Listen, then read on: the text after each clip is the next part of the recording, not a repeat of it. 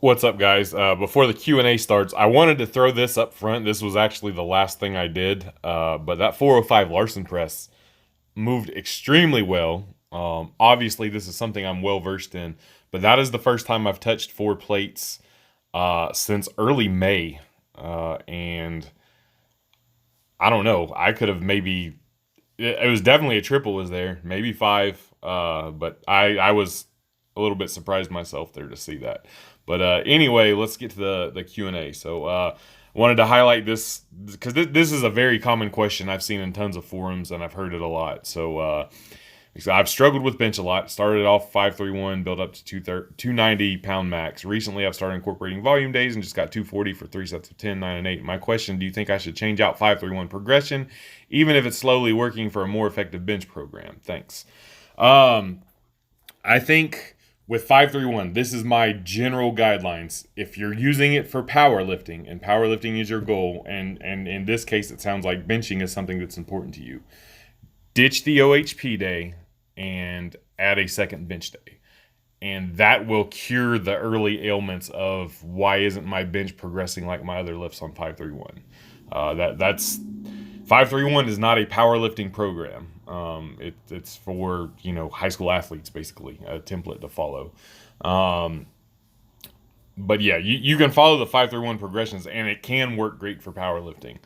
Just again, ditch the OHP for a second bench day, and your progress should start shooting up again till your next plateau. Most caffeine consumed in a day. I've never gone over a gram personally. I've never really measured it, but there's been times where I've drank like 2 pots of coffee, a couple energy drinks, and 3 scoops of ESP. Shout out to the OGs who remember the original ESP pre-workout formula. So a lot. I don't know the exact measure, but I don't even take pre-workouts anymore. I still drink coffee.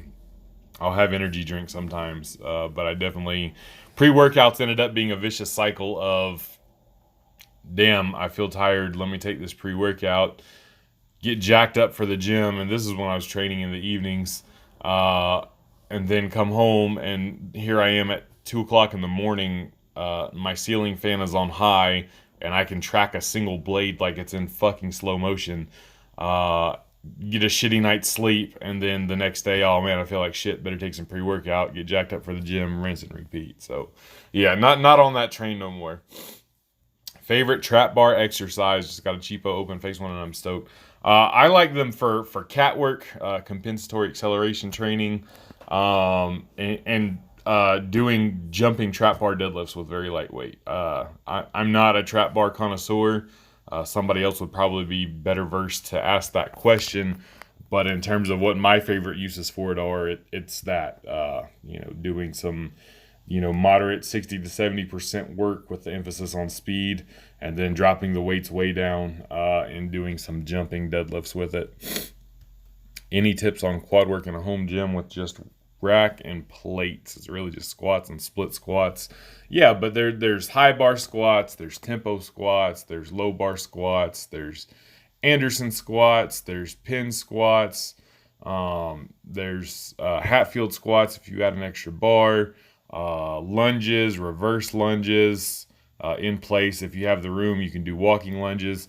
One rubber band, just one good band you can get for cheap off Amazon. You can do some banded TKEs.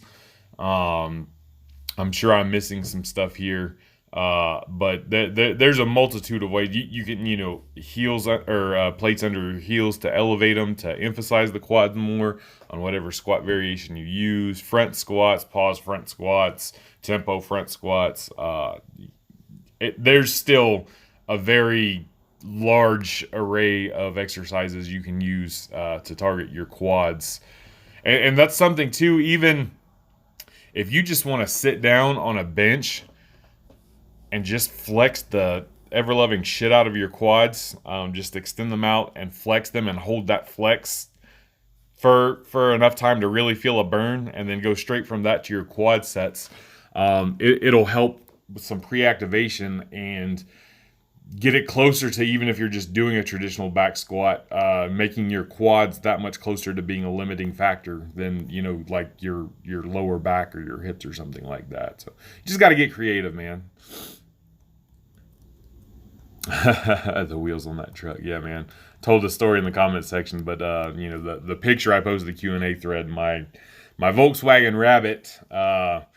It's a truck that's not really a truck. It's the same as the Volkswagen Rabbit, like the hatchback, what will later be known as the Volkswagen Golf. They just put a truck body on some of them back in the day, so it gets like 40 miles a gallon. It's really small and slow. It's a diesel. But those wheels were literally just the cheapest wheels I found on Tire Rack that fit my truck. Thankfully, they look good.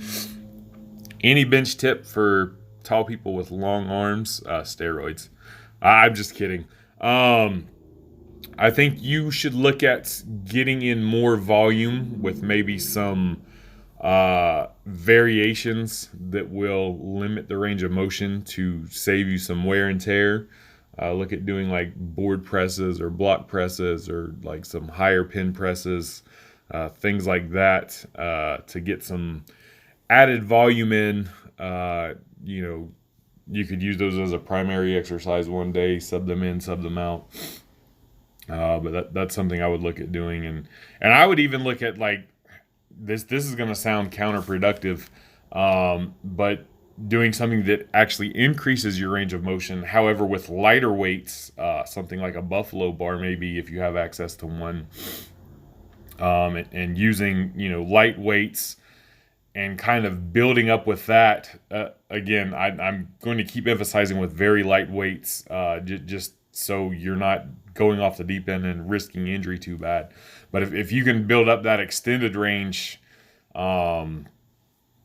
very moderately in conjunction with your regular bench training, and then throwing in some extra volume with the reduced range of motion, that can help you get some efficient work in, build some added muscle down there at the bottom, and then with the extra work you're getting at the top, you can kind of bridge the gap with getting in as much volume as somebody who does have kind of better leverages for bench press.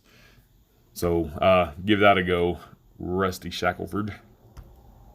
Rep range for pure base building. If you're speaking base building in the traditional sense, like a block linear type thing for powerlifting, and I think somewhere in that 8 to 12 rep range, then you're gonna transition down to the 4 to 8 rep range for strength, and then you're going to go down and peak it in that 1 to 3 rep range.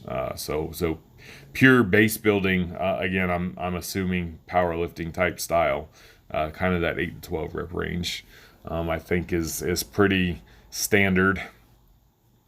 How to program EMOMs for strength and how to for hypertrophy. Well, for strength, you're going to use a little bit heavier weight and you're going to use a little bit lower reps. And then for hypertrophy, you're going to use a little bit lighter weight and just a little bit higher reps, but not really much higher. The thing with EMOMs is it reduces the rest time, so you don't have to use as heavy a weight in either scenario to get the effective reps. I am out of time. Sorry if I didn't get to your questions. Try again next week. Peace!